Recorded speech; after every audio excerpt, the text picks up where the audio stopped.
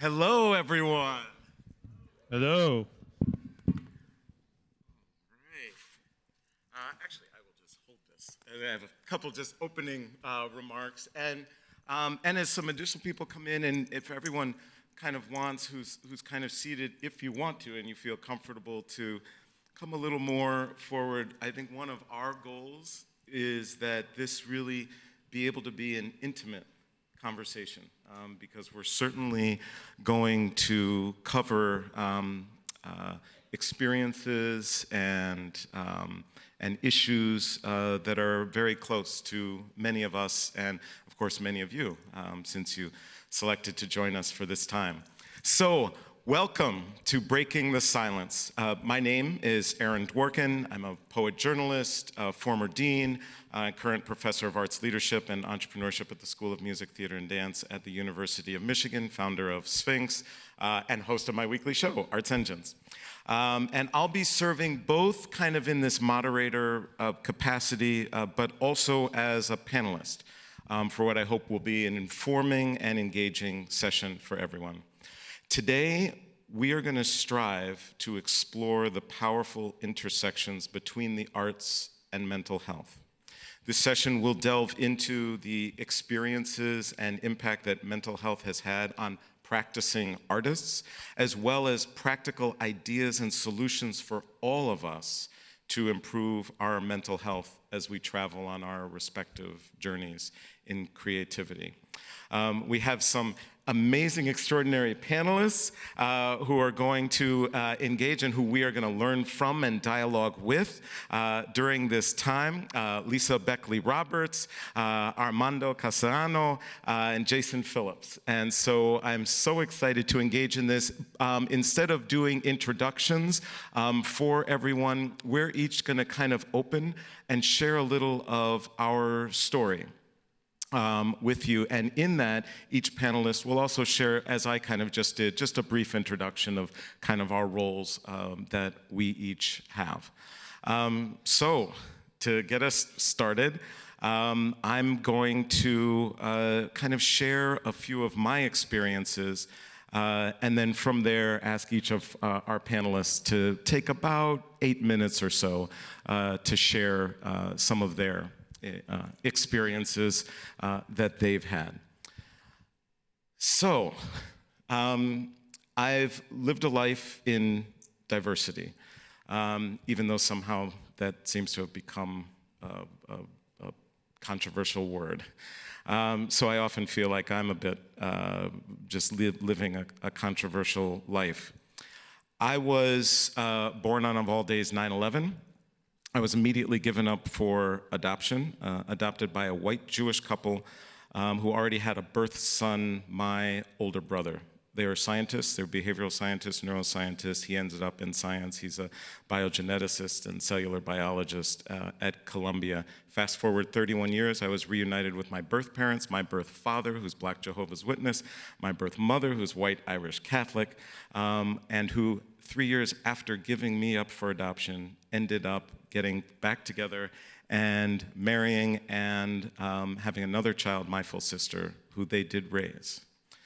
There's a whole host of other things along that, but the key thing that I wanted to share is that the reality is that I have never been the priority in either of my family's lives.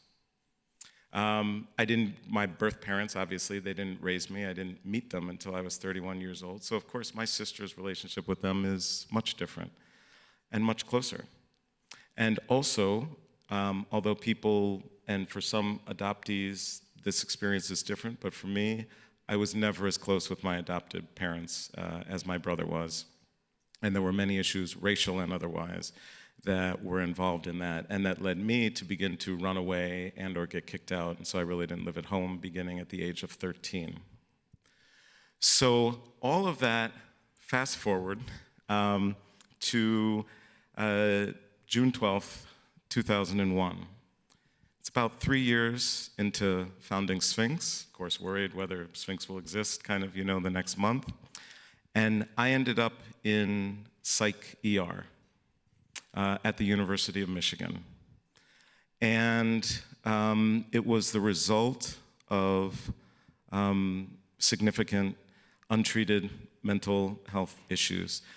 Specifically, when I ended up there, I ended up being diagnosed with panic disorder, OCD. I was experiencing extreme depersonalization, derealization, where the world around you doesn't seem like everything is kind of on a television show that's in your actual reality. On the global assessment of functioning scale, they diagnosed me at 50 on the scale of 100, which raised some concerns for them because it reflects serious symptoms, impairments, suicidal ideations, various things like that. So all of that led me to the Anxiety Disorders Clinic at the University of Michigan. Thankfully, one of the best anxiety disorders clinics in the country. And I was able to access treatment for the very first time, and especially CBT, cognitive behavior therapy. For me, that was very specific to me, so it was kind of a modified version of CBT. Some people have some different views on it. But I credit that treatment with saving my life. And that's because the only person that knew those things that I was going through and knew I ended up in the hospital and all of that was my best friend at the time, Afa. And it was because I could not tell anyone. I was like, it will put everything, especially with Sphinx, in jeopardy. No one is going to collaborate with or partner or certainly fund someone who has mental problems, right? That was my deepest fear, even though I was experiencing these things and felt so alone. And so ultimately, that CBT changed my life, saved my life, and I continued to keep quiet. And it wasn't until I experienced people in key leadership roles open up and talk about their experiences that gave me that pathway. And so I think it's so critically important that we enable, especially young people, to understand that it's okay, and most importantly, that we don't judge them or change the professional actions that we engage with them, especially when they're in moments of crisis. And within several years after that acute part of the experience that I had, won the MacArthur Fellowship and led to the development of my relationship and marriage with Afa, now going on almost 20 years, and a series of professional, accomplishments that I was able to engage with. And the key thing I like to share with young people is that you can be in an extraordinarily dark place, but you can find a path through that. And at least in my experience, the only way to do that is through someone, at least one person, there for you, and professional assistance.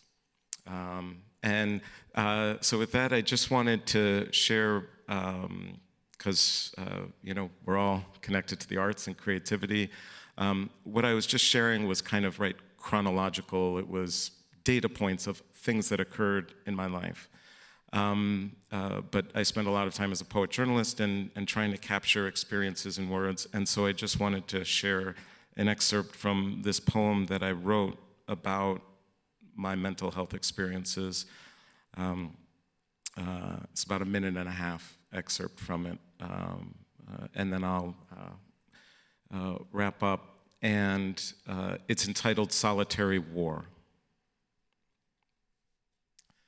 Anxiety swaddles my spine, restrained serpent coiled in shadows of the intellect, it whispers.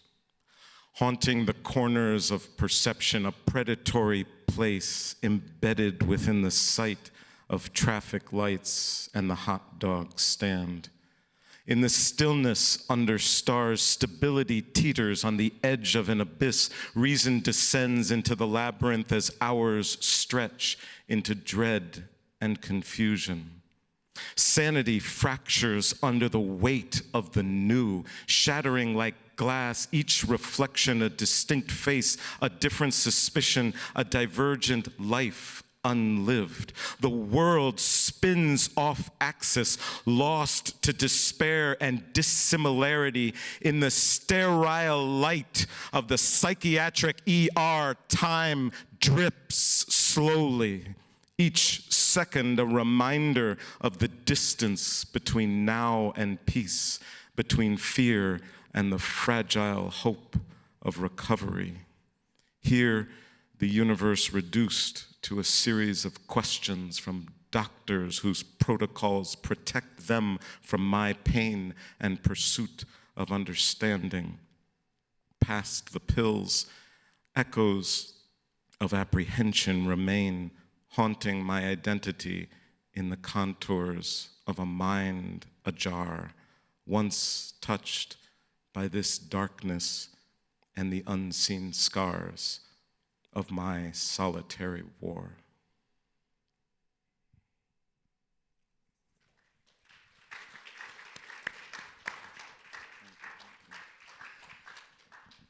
Armando.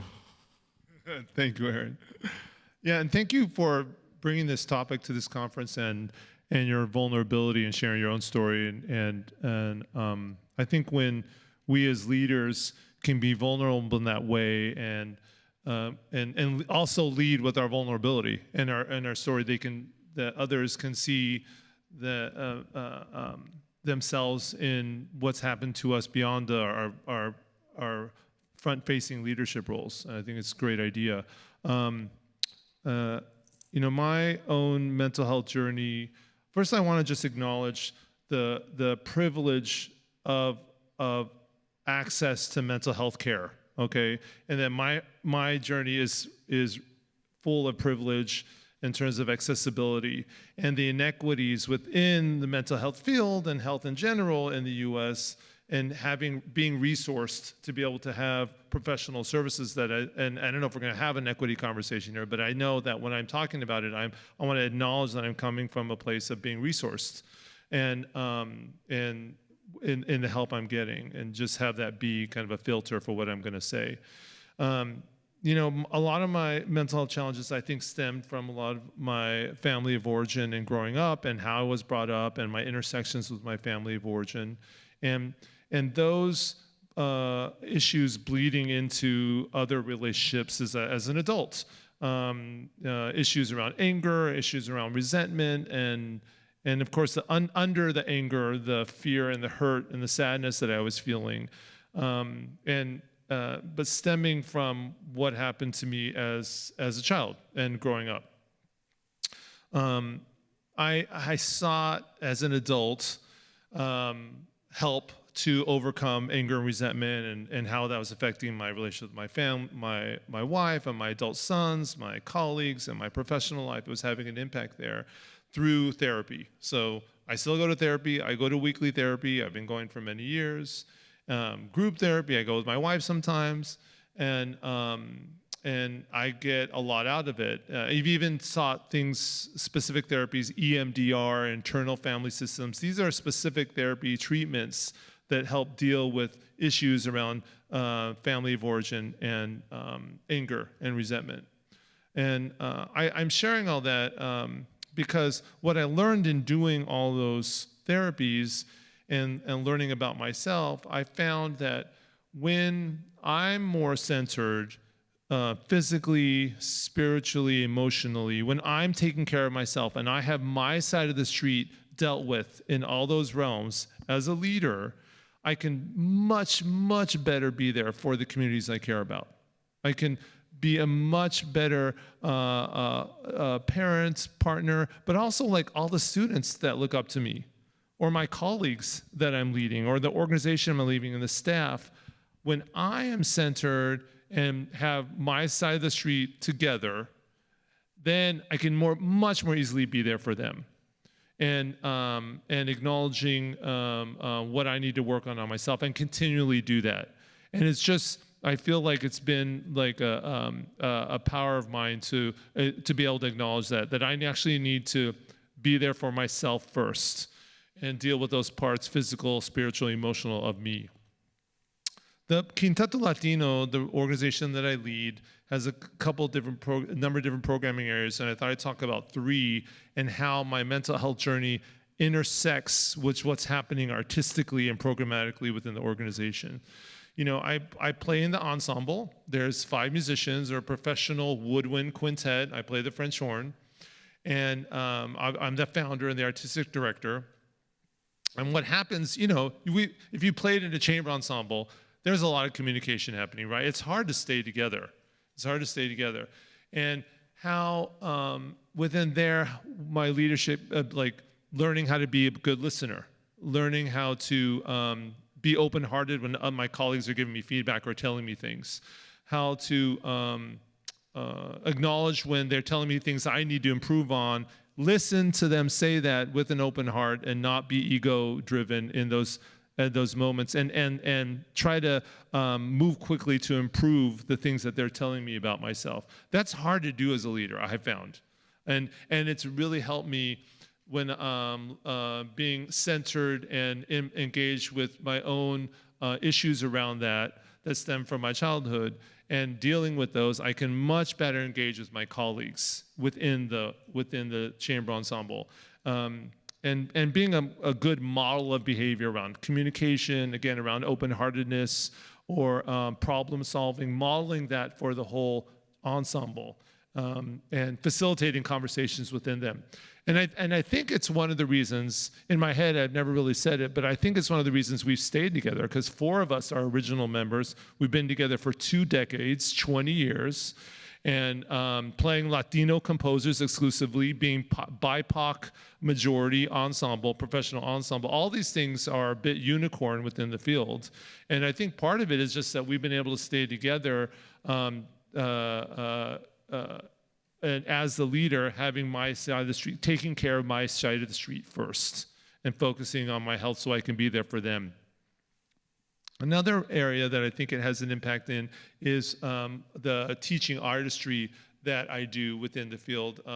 Quinteto Latino is, this year, we're in 12 schools. We serve 750 students, not with single service, but with actually residency work. And all of our students are Latino majority students.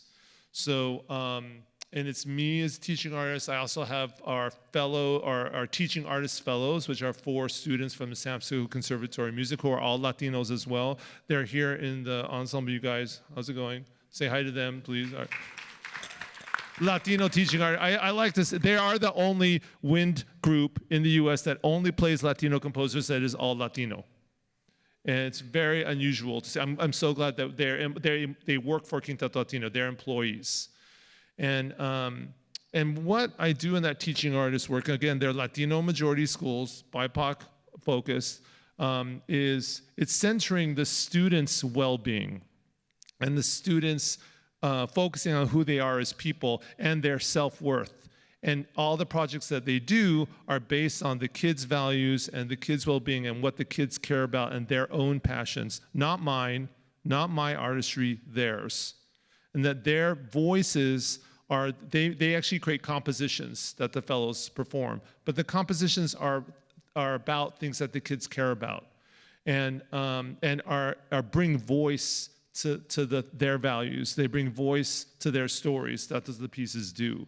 So centering the students' well-being and their voices in the actual music, empowering it through sound in oboe and clarinet and bassoon and flute. The kids have opinions, and those opinions matter to me and to the world. And how do we empower those voices through the music? And I think, again, when I'm taking care of myself, I can be open-hearted to what those kids have to say, enable those voices, and be there for them as a Latino, as a man, as a BIPOC person, as a leader, but listening to them and their voices first. It's important what they say and what they think, even young kids. And the final programming area I'll mention is around the mentoring that we do. We've had institutes for Latino early career professional musicians, and in tons of individual mentoring I do. I just got some text this morning from a mentee from a school in Southern California, and what I found in that work, what I end up doing is just doing a lot of listening. How do we, as Latino young people in this field, navigate these Eurocentric white systems? How does that feel?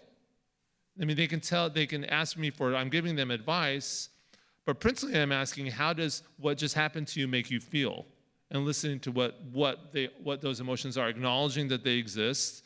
And I don't even really need to say much about myself. I could say I can relate to that. Maybe I may tell a specific story, but I'm doing a lot of listening. I'm just doing a lot of listening. And relating culturally, specifically what happens to us culturally as Latinos navigating the field. And just making them feel heard. Again, I got my side of the street taken care of, and I continue to work on that so that I can be there for them. And I'm just going to say one other thing that I've encountered. This is personally working with Latinos nationally, early career professionals, young people trying to move into the field. And the intersection, and this is a very stereotype around how Latino families are very close-knit and super tight and very connected and stay together over the long term. If you're a first-gen family, you might be doing translating work for your parents, and how they're entering a field that is very individual focused. How much time do you spend in that practice room for decades, right? And summers, you're not going home, you're doing festivals, right? And you're in a field that is there's not a lot of Latinidad happening in the field. So it looks very different than where you came from. And the struggle between the pool of your family and the pool of wanting to be in this field that looks a lot different than that. And what emotions come up. And then I see that over and over again with the people that I'm mentoring, and just want to acknowledge that fact. So thanks for letting me share about all that. I'm looking forward to hear what you all have to say and taking questions at the end. Thank you. Absolutely awesome. Thank you. Thank you so much, Armando. Thank you. Welcome. Lisa. Yeah. Let me just take a sip of water first.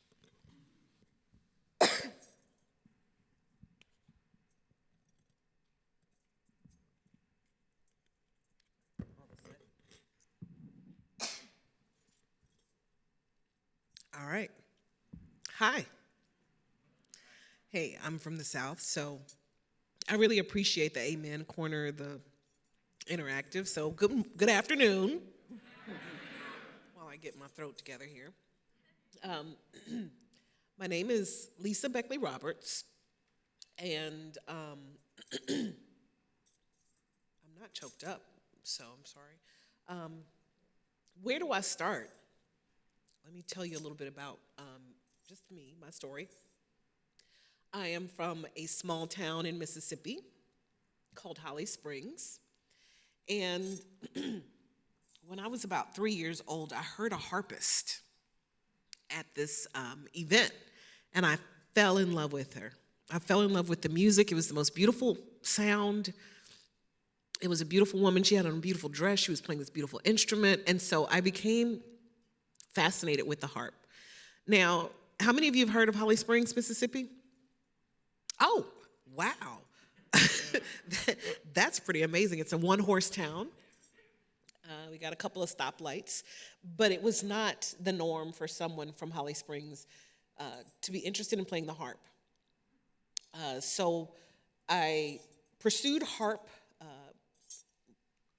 probably wore my parents down until they allowed me to take harp lessons, and became a harpist.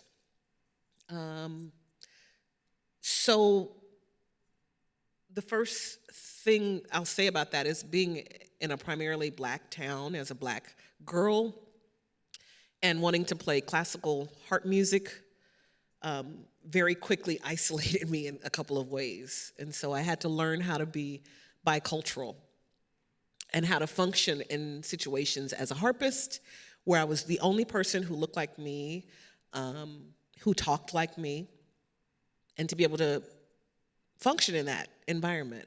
And then to go home and not play that other music so that I could fit in with that community. So that initially started probably a couple of challenges that I had. I went on to go to a small HBCU and was a harp performance major. And I loved it. I love playing, but some of the things that lead to some of the issues I think that many of us experience in mental health is that our work is just not set up to be all the way fitting into the normal group of people, right? This is bizarre. And I always think that artists hear and see the world differently. And so we spend a lot of energy trying to communicate with the rest of the world, to do things to water down some of what we see and what we hear so that we can function in the everyday world. And then we go and we spend 4 to 6 hours alone in a practice room and beat up on ourselves. And then we pay people really good money to tell us what we're not doing right. Do you see how we're setting ourselves up for some challenges here? So I'm a harpist. I'm a Black girl from Mississippi who plays the harp. And I eventually left the field of performance after getting a bachelor's degree and a master's degree in performance. I left performance because it was no longer good for my mental health. When you're playing in an orchestra and someone says, violins, then there's, how many people there. But when that conductor says harp, and the whole orchestra looked at me, and that happened a couple of times, I realized I wasn't cut out for that. I realized that it was, it's not bad for some people, but it was bad for me because I was not able to separate the critiques that I got in harp lessons, the critiques I got in those environments of orchestras, from critiques of myself, of who I am. I was not equipped, and I'm so grateful that today I work with students who have a vocabulary and the ability and the bravery to advocate for themselves in ways that I did not have. There's no way I would have told my music history teacher the vibes are off today. I don't think I'm gonna make it. But I have students tell me that now. So I ended up going on and working in ethnomusicology, which I absolutely love. And if you want to hear about some specifics about that, I'd be happy to share them with you. But somehow in that work, I became a professor. I teach world music and African drum and dance, and I teach music history. And sometimes when you do one thing really well at a place, they decide you must be able to do other things really well. So someone decided I would be a great music executive. I got the key and a jump drive, and I was told, you are now the chair of your department. Right. And, with my ego, I thought, yay, I like doing stuff. I like organizing. I like working with people. I get along with everyone. Until I was in that position and I didn't have the ability to separate myself from people that I would normally just say, I don't get along with them, I'm not gonna work with them. You don't have that option when you are a music executive. And there is no training for it. I'm sorry. There's no training for it. One of the things that I think is really important for you a couple of things to acknowledge is, one, we're all doing the best we can with what we have. And thank you.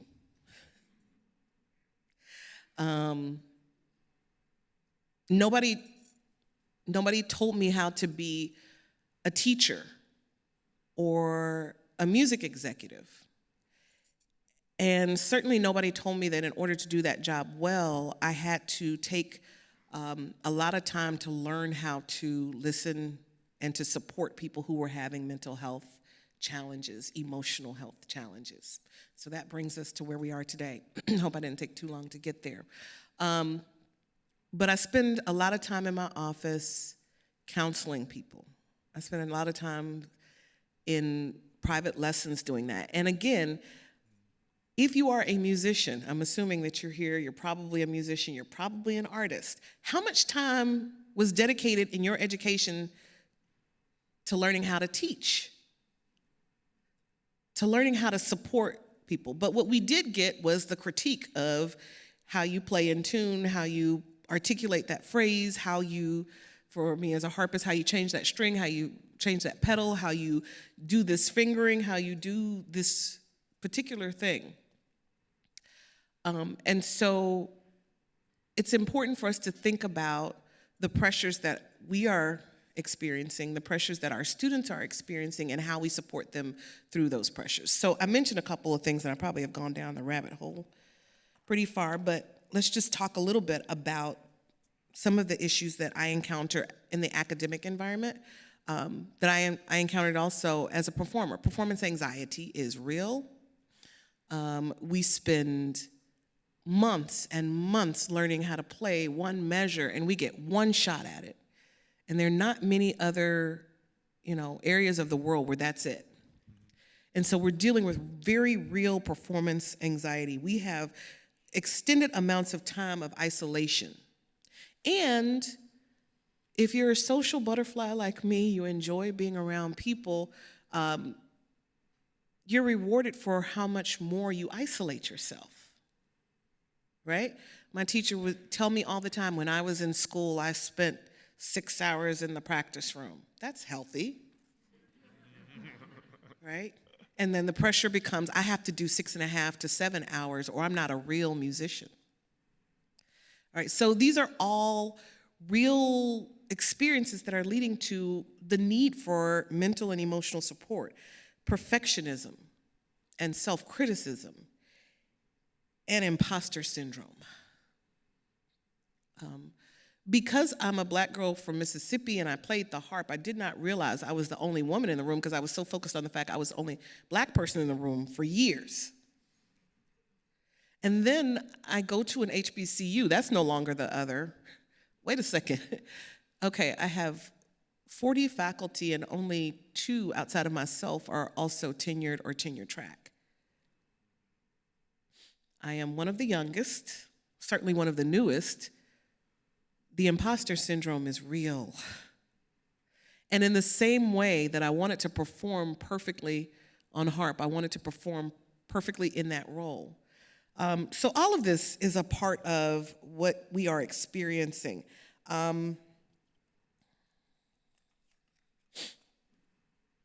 want to, again, say how important I have found it that my students, and I'm approaching the age where I'm assuming that most of you are probably younger than me, and that you all are young musicians.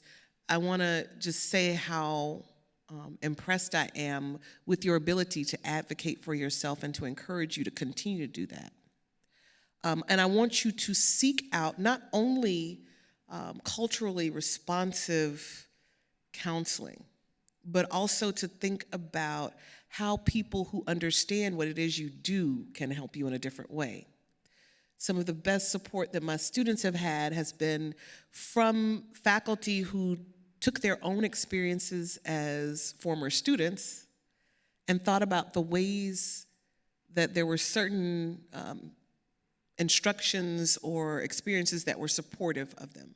So as you are a student now, paying very close attention to the things that help you to improve as a musician, but also as a human being, to seek out counselors and therapists that understand the unique environment that you are in as an artist, as well as peer-to-peer mentoring. And I want to say all of that for you to consider for yourself, as I am expecting that each of you are the future leaders, the future music executives. You will be faculty members, you will be private music instructors, and to think about those things as you're moving forward. I should have looked at the time before I started, but I'm probably over. So I'll look forward to having more conversations with you in question and answer, and also around over the next couple of days. Thank you so much, Lisa. Thank you. Thank you. Jason. Yes, good afternoon, everybody. Good afternoon. And I'm really excited to be here. So my name is Jason Phillips. I'm a native Detroiter, so coming back home, especially for this event. Right, what up, though? Super excited to be here. And as Aaron was sharing his story, and his experience being at University of Michigan. I'm a graduate of University of Michigan, and I don't remember the exact class name or the exact professor, but I remember the feedback that I received after one of my courses, and the professor said, "Great job. I wish we would have heard more from you throughout the course."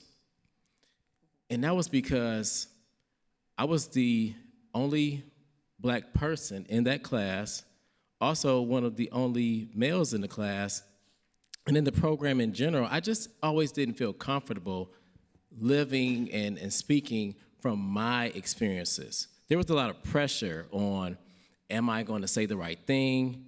Is it going to land right? So as Lisa spoke about imposter syndrome, I'm definitely going to expand on that, but that's something that I've experienced too. So I'll share with you all, how can we recognize imposter syndrome?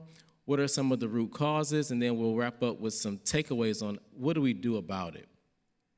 One, research says imposter syndrome is something that 70 to 90% of us will experience at some point in our lives. Oftentimes, don't we think it's just us who's having these thoughts? But in reality, it is the majority of us. And also, when we talk about performance anxiety, anxiety is the most common mental health issue. So it is something that a lot of us go through, but we don't share it because we don't want to be isolated, or we don't want people to think differently about us. So when it comes to imposter syndrome, the clinical definition is feeling like a fraud despite evidence of your achievements. Now, how many of us have achieved a lot, but sometimes we don't give ourselves credit for it? And if we can be honest, we can break that down and think, well, where does this come from and what does it look like? One, you will constantly second guess yourself. So this can be on small decisions such as, okay, what am I going to wear today? Or maybe you're sending out an email and you want to make sure it sounds right. You ever been there where you ask somebody, hey, can you look this over for me? Or maybe you throw it in ChatGPT so you kind of make it spruce it up. All of those things. But then what about the bigger decisions, such as, what do I want to study? Or I've been in this career for 5 or 10 years, but now I want to pivot.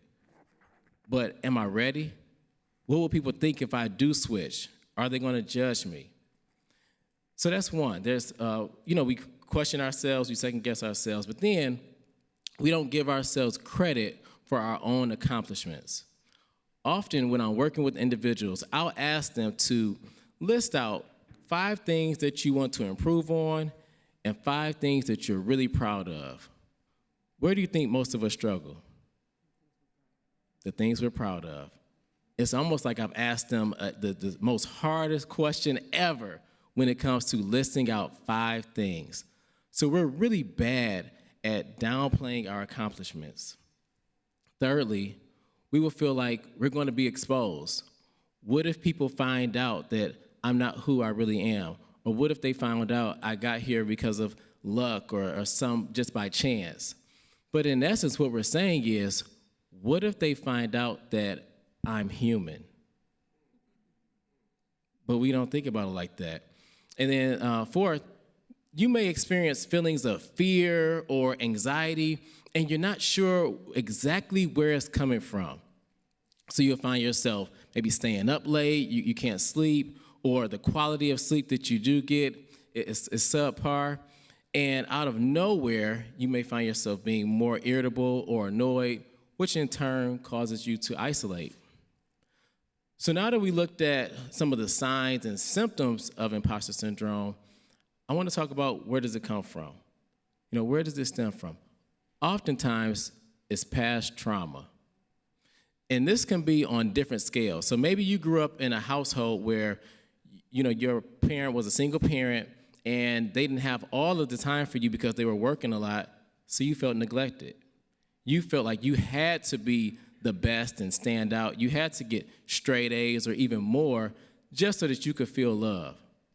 Or in your relationships, you feel like everything has to be perfect because what you saw growing up was a lot of domestic violence or there was abuse. So you're like, you know what? That's not going to be me or my family.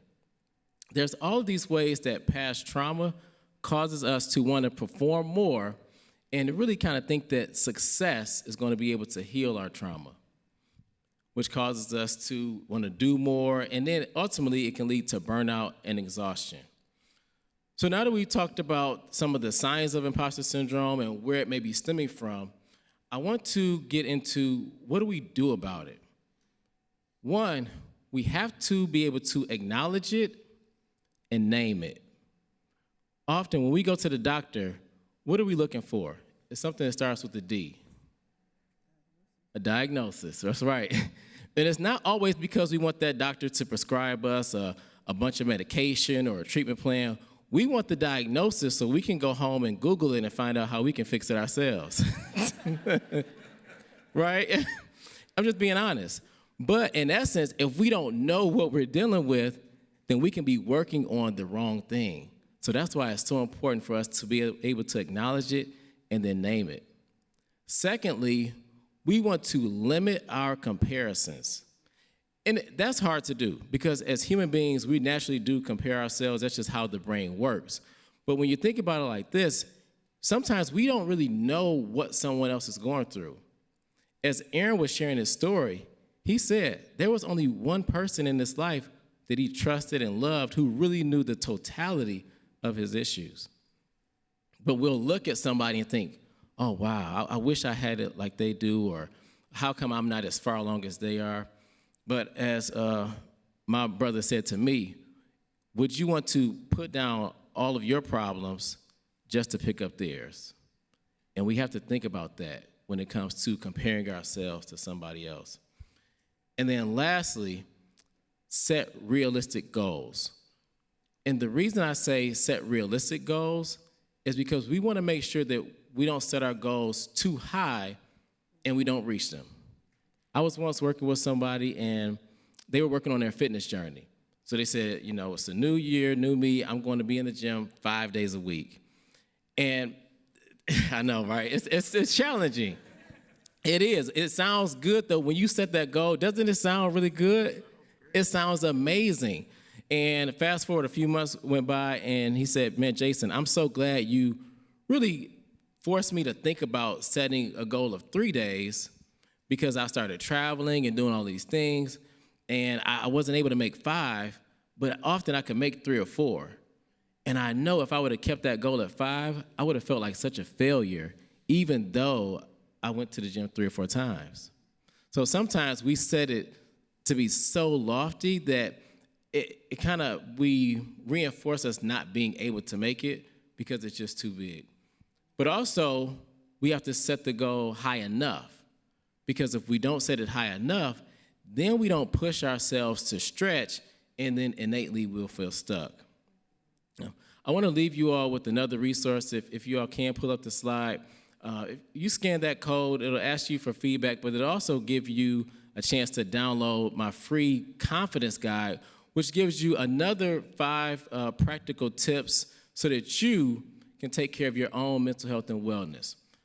I'll share this before we wrap up. We've shared personal stories. We've talked about being the only one, performance anxiety.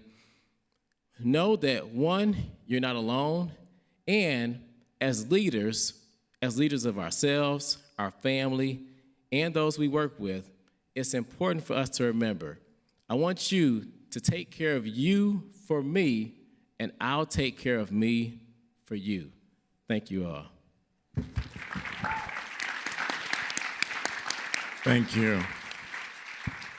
Thank you, Jason. Thank you, Lisa. Thank you, Armando. And so in just a little bit, we will go to questions. We want to leave a fair amount of time for questions so that hopefully we can be very responsive to specific areas. This is such a broad area, right? And everything that's encompassed in things considered mental health. And so whether online or at the mics here, you can begin to think about what those questions might be and feel free to go to the mics. What I thought I would just first kind of toss out to the panel is we've shared some of these stories, we've shared some potential solutions, how a lot of our work encompasses this.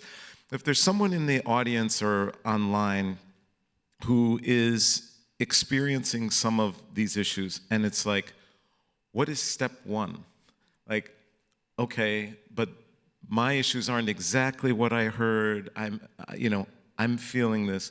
What would you encourage from, and we'll go kind of maybe even across the panel, what would you encourage is step one?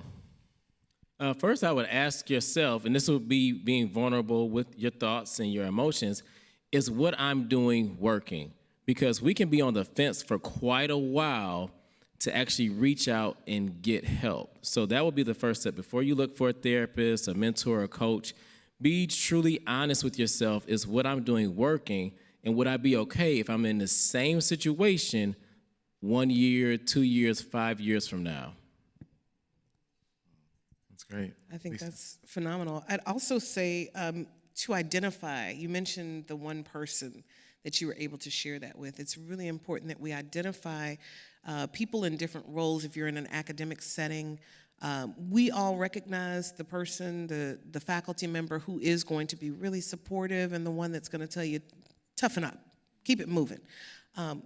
Go with the other one, or identify a person in your environment that is going to hear you and support you in the best way for you to move forward. Awesome. Some tools I use for myself, and you hear things like journaling, just saying it, like making sure it's out there somewhere. You can write it down. I find it also good just to get it out in my voice, encourage, so it's sits here, but can it come out and you can say it out loud and have someone else hear it and acknowledge the words that you're saying. There's a specific story. I'm working with a mentee right now. She's just the one I said texted me earlier, and her issue, she's a freshman at a conservatory and just not feeling heard. So the first process I did is just listening to her, repeating what she's saying, and all, asking her what feelings are coming up. And now we're in the process of mentoring her around how to speak about your needs to your professors. Which one is the best one to go to, which one, and then she does some steps, and which one seems is going to be someone you could go to more consistently, and just training her on how to do that, and saying these things out loud, not only to me, but how to tell someone in her field, in her who has power over her, and maybe even potentially help doing some mentoring of her that's within the school itself. And that kind of training. It's just those are some initial steps, I think, is just being able to say it. And I remember the first times I met her, she's like, wow, I feel like you're really listening to me. That she can't say this anywhere else. Wow, that's very, very helpful and poignant. And so people can begin to go to the mics, and we might already have some questions online.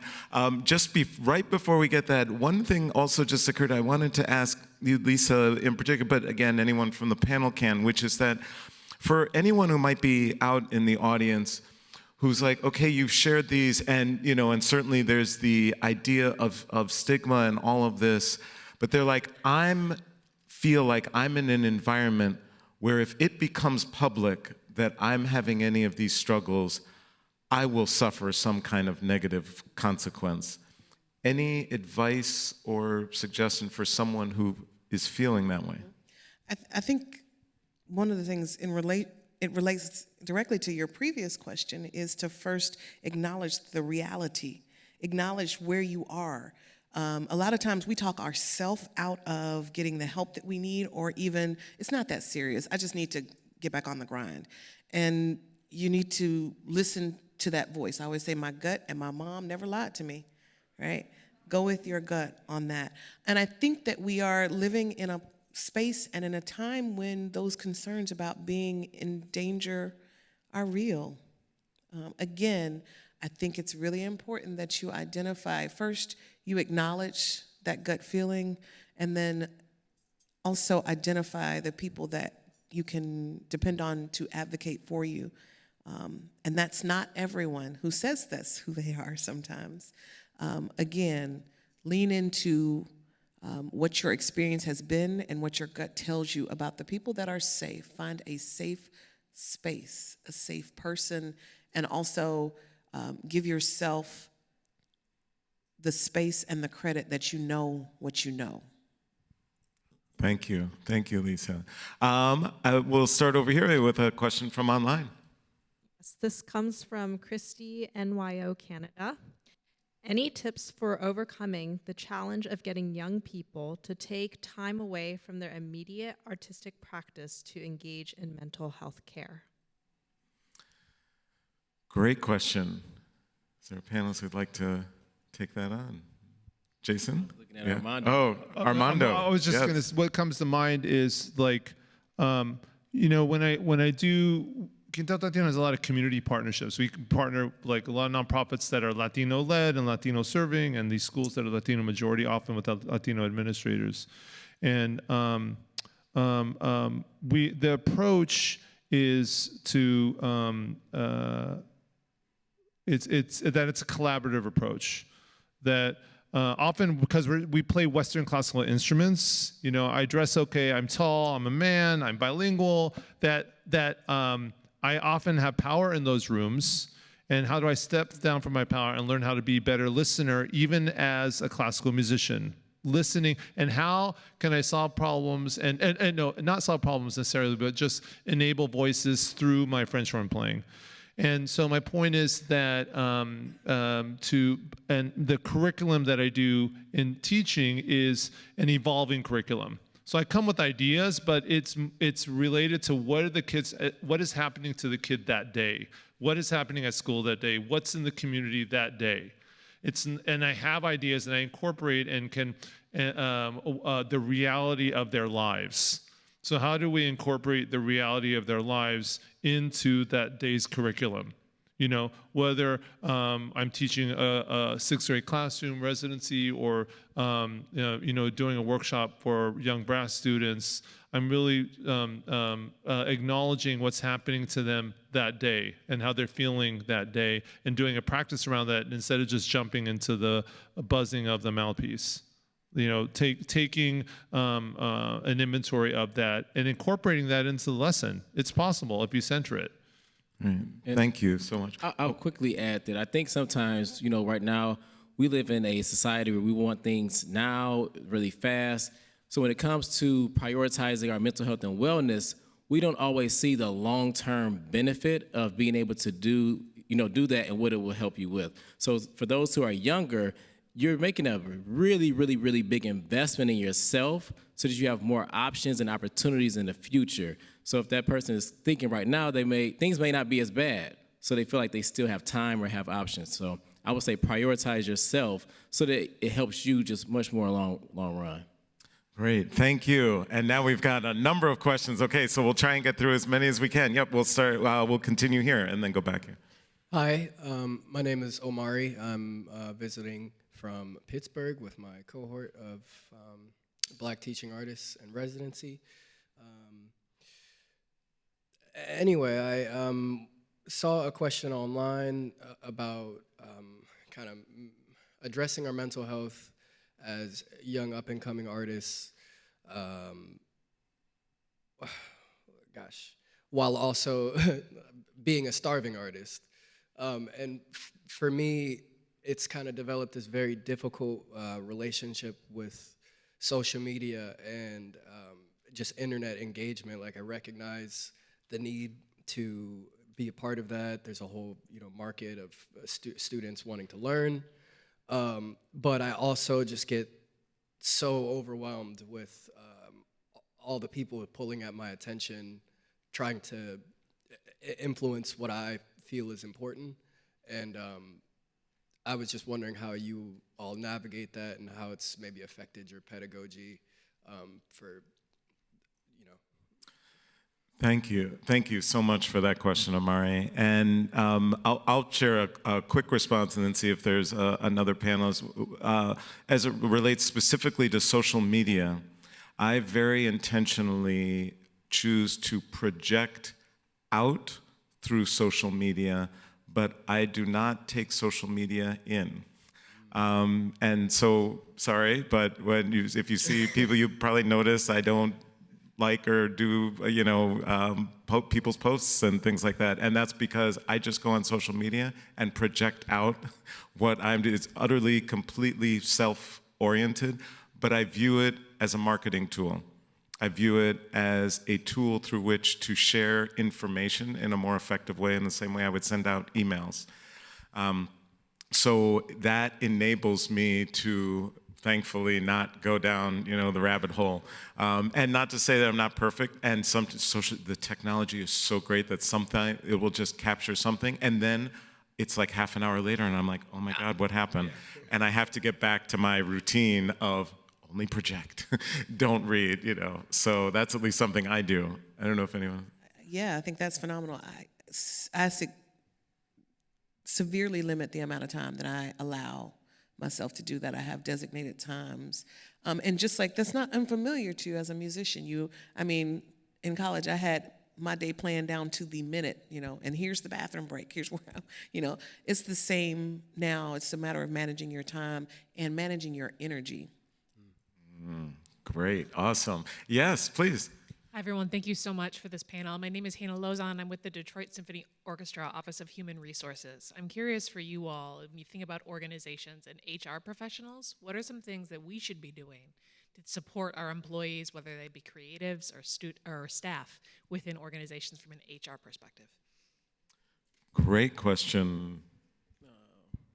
I'll chime in. I think that one thing I talk about in my work as a Latino, I'm also, I consider myself a philanthropist. I take a leadership role. I sit on different boards and do consulting around diversity at board and executive level, is just the lack of diversity in the field in that level.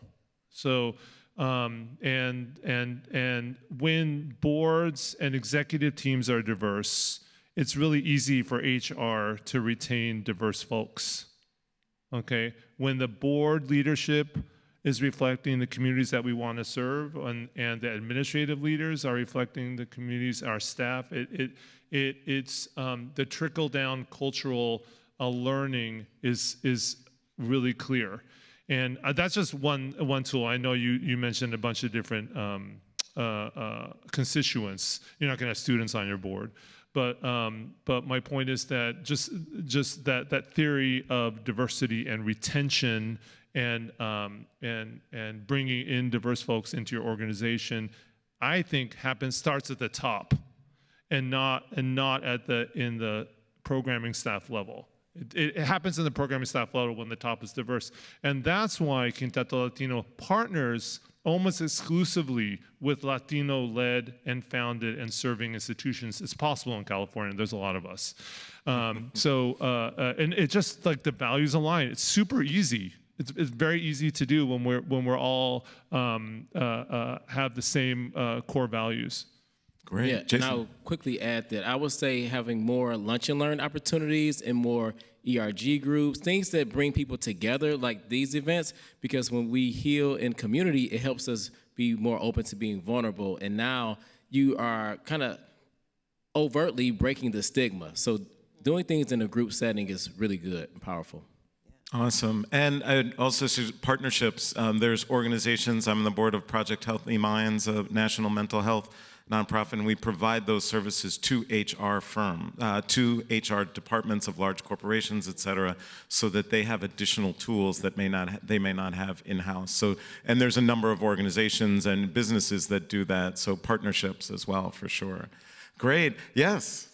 Hello, my name is DT. I'm from Syracuse University. And as a student, I've had a lot of mentors that have guided me with my musical journey, and they've all come to this common consensus that you're gonna go places, you're gonna do big things. And as a student, I've never truly understood why these expectations were being put on me, what I've done. I know there's a lot of other people that could do a lot more.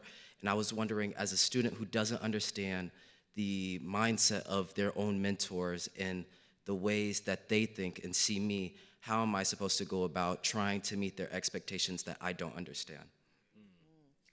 Yes. Wow. Great question. Who would like to tackle that? I'll say as a mentor, my goal is an 80-20 split, and where how much I'm listening, 80, and talking 20. That's kind of just like a mental I put in my head, like how much I'm listening to the person, and not listening just to listen, but listening to learn about them and myself and what I can, how I can do better to help be of service. Listening to learn. Yeah. Jason. Yeah, I will say that sometimes people will see things in you that you just don't see in yourself. That doesn't mean that it's not true, but you also have to run your own race, stay in your own lane, and do it at your own timing. So I'll say personally, I've had certain expectations put on me from a younger age, you know, going to graduate school and earning a doctorate, and I'm just now doing some of those things when it was time for me. But then also, people will probably see some of the great things that you can do if you choose to do and when you choose to do them. So there's a really delicate balancing act with that. Yeah. And one thing that I would just add, I would say that there is not a student I've had in any of my classes where I would have ever said to them, you are not going to be able to do something great. So I say that to say that when in educator role, the promise and the possibility you see in any young person is extraordinary. But you also know, you don't know what that path is going to be for them. And so as an educator, you want to provide as much information, foundation, so that you have the most amount of choices as you go on that trajectory. And oftentimes as we try to communicate or share that, it's in the context of, you're amazing, you can do anything. You are going to do all of these great, amazing things because we can see that. We've seen the trajectory of other young people and how they do it. So sometimes that can come across as, well, now I expect you to do this, and if you don't do this, then somehow you haven't lived up to something. But that's on us, not on you, right? And so I think it's just important to know that possibility is there. And chances are, the mentors, the educators in your life, they just feel invested in you, and they want to do whatever they can to be part of that success. But like everyone has said, you're the one who's going to chart that course. No one else is going to do that. Yeah. Great. Thank you. I'm sorry, can I just add that that is a heavy weight, a heavy burden. Sometimes it can feel very heavy. And everything that they've said, but also a challenge for you to think about, how do you communicate to your students in the future about the immense possibilities that they have without adding to the weight that they already feel? So it's always up to you in your own career and the trajectory, the path that you take, but also thinking about, how do I reframe that for my students? And all of us, you know, talking about HR, all of us, we have work to do to reframe the way that we address mental health in the field of music. So. Thank you. Great. We still have a number. We'll try and get to as many as we can. Yes. Hi, my name's Xavion Davidson. I'm a bassoonist and I go to school in Houston. I guess the question for me is, I've never really felt like I've had like any type of issue or struggle, but I found during college, not for like lessons or studio or anything like that, but when there was like something to be gained, all of a sudden, like, it kind of felt like I was like fighting myself in a way, as far as like my breathing getting labored, my legs feeling like jelly, and even at times thinking like mid-performance, I'm not gonna win. Like, why do you think may have caused that? And I'm guessing like other people have probably felt something like that too. It's a great question.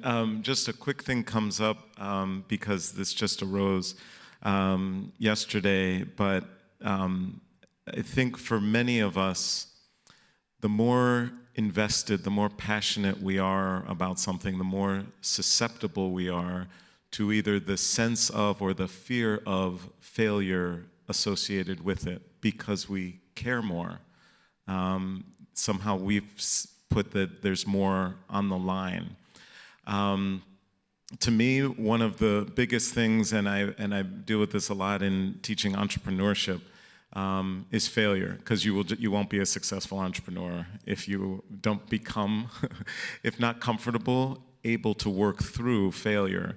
And so we talk about it a lot, but from my perspective, one thing that I might add to that is that you may feel that added weight of, oh my gosh, I really care about this. Everything seems to be on the line, that type of thing. But to me, it's, so what can I learn from this? Whether it happens the way I would have wanted to or not, what is there to discover in this? And whatever might happen, I'm going to come through it, and on the other side, I will have more experience. I'll have more knowledge. I will be better equipped no matter what I choose to do, whether it's try to do this again, or whether it's say I want to chart a different path for myself because of what I've learned through this experience. Because now your mind is working on the experience and working on your agency related to it, rather than just solely focused on an unrealized kind of hope associated with it. That's one thought.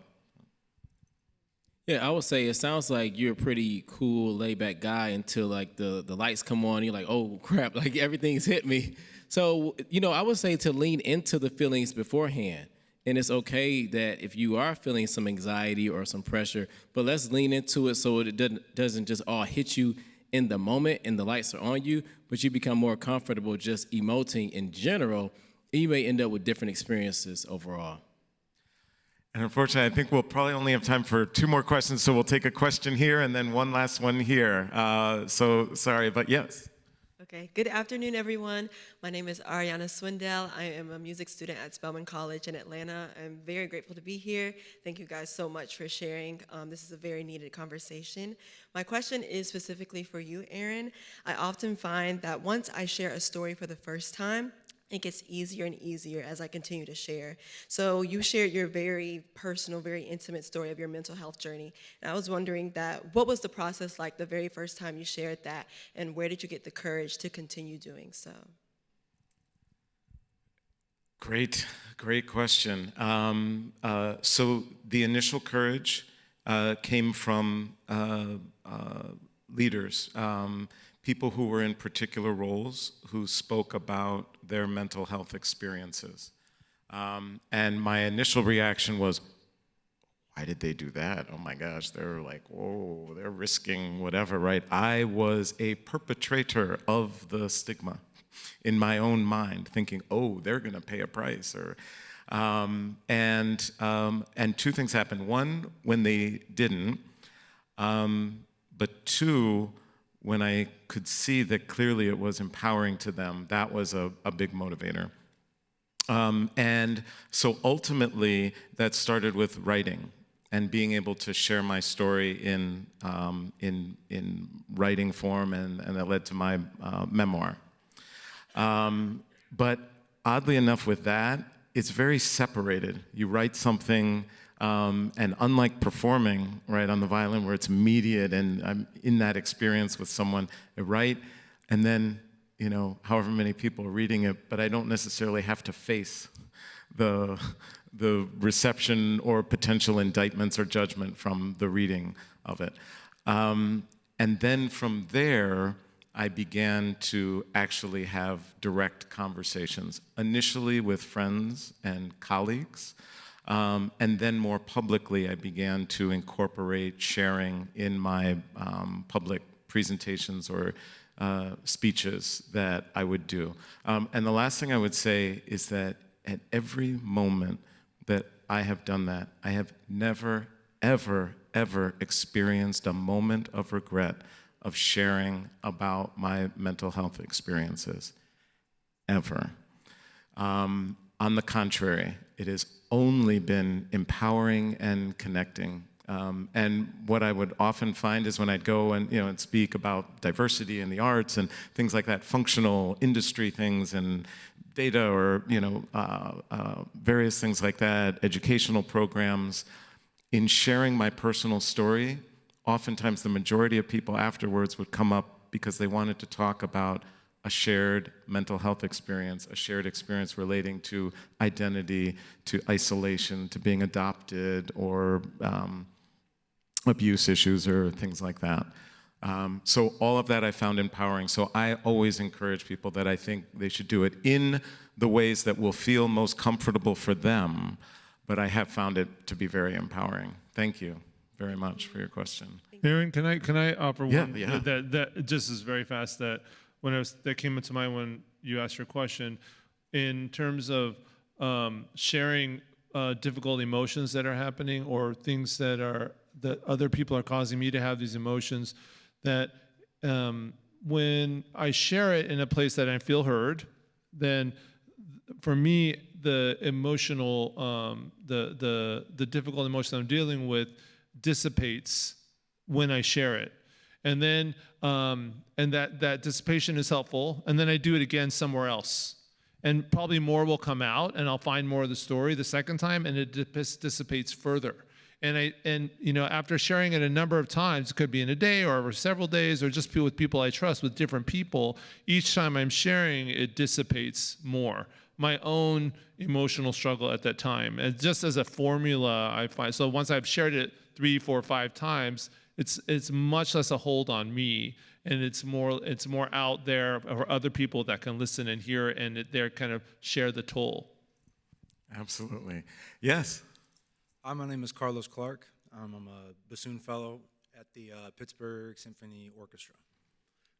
This talk is making me think about myself a lot. I feel like it should. And recently, I've just discovered James Baldwin. And everything he says makes me want to cry. And there was a quote I was thinking about. It's my favorite quote. I think about it a lot. And I was wondering if I could share it with you guys and get some perspective on it. Great. Everybody's hurt. What is important, what corrals you, what bullwhips you, what drives you, torments you, is that you must find some way of using this to connect with everyone else alive. This is all you have to do with it. You must understand that your pain is trivial except insofar as you can use it to connect with other people's pain. And insofar as you can do that with your pain, you can be released from it. And then hopefully it works the other way around too. Insofar as that you can tell, I can tell you what it is to suffer, perhaps I can help you to suffer less. Thank you. First, thank you for sharing that. Anyone want to kind of share? I mean, for me, certainly, just going with sharing pain absolutely has alleviated my pain. That shared experience of talking with other people who've had similar experiences greatly alleviated my pain, initially, if for no other reason than knowing I wasn't alone in that particular experience. I'll share a story, like how this manifests for me artistically. That one of the stories we share in Quinteto Latino, that I share in even formal concerts, because it's the genesis of the organization, was the pain I suffered going to conservatory, going to music school, and playing almost 100% white male composers. And the difficulty was to stay in school, to not be acknowledged in any way, but it was the genesis for starting an organization that only plays Latino composers for 2 decades, to show there are so many, even wind quintets that I'll never be able to play, even after 20 years of playing, that are written by Latinos. And but I think sharing that pain publicly and vulnerably in formal concertizing spaces, how we can manifest that, and the power that I have as a professional French hornist to be able to do that, it gives me a lot of relief. So I'm just sharing like that I can share that pain and then manifest it musically through my horn playing with my colleagues playing Latino composers. Right. So we are unfortunately just about out of time, but I want to just ask if our panel could just share 30 seconds, less than a minute, any kind of closing or takeaway thought that you wanted to leave with our audience. And I'll kick it off with Jason. Yeah, I want to say I thank you all for being here, for the questions, the feedback. I think sometimes when it comes to our mental health, we do still feel like that we're the only person. And kind of going off the last question, as far as we all are hurting. And I used to lead support groups for grief and loss communities. And I remember that it was so important that they heard from each other and they could help heal each other from their own stories, more so than me as the professional. So as you all share, whether it's in your journal, whether it's in your family or someone you love, that is you helping yourself, but also helping someone else too. Thank you, Lisa. Yeah, I want to echo thanking you for being here, thanking you for giving all of us space to express what we are feeling. And I want to just echo how important it is for you to first lean into giving yourself space, taking care of yourself. I'm so proud and so grateful that many of you have the courage that I didn't quite have at this stage in my life when I was much younger. So lean into that. And then along the lines of that beautiful reading, to think forward, think about how what you're learning as you're going through this experience can in some way improve other people's experiences, in particular in the future. Thanks so much, Lisa. I just really appreciate all of you. I learned so much in this panel, and I actually feel like I didn't realize I had some issues, and you guys were bringing them up. I'm like, oh wow, that was really helpful for me, just personally. So thank you. And just if anybody wants to talk about Latino issues in classical music at all these different levels, performance, administrator, board member, funding, programming, please let me know, okay? Because it's something that we want to shine a light on at Quinteto Latino in all these different areas in classical music. And thanks for giving me the opportunity. Thanks, Aaron, for asking me. Thank you. Thank you, Armando. Thank you, Lisa. Thank you, Jason. And I love quotes, so I thought I'd just leave us with this quote from Picasso, who said, speaking about, I think, especially this connection with the arts that we're all involved in with mental health, but that art washes away from the soul the dust of everyday life. So thank you all for joining us, and looking forward to all the rest of the sessions today and tomorrow. Thank you.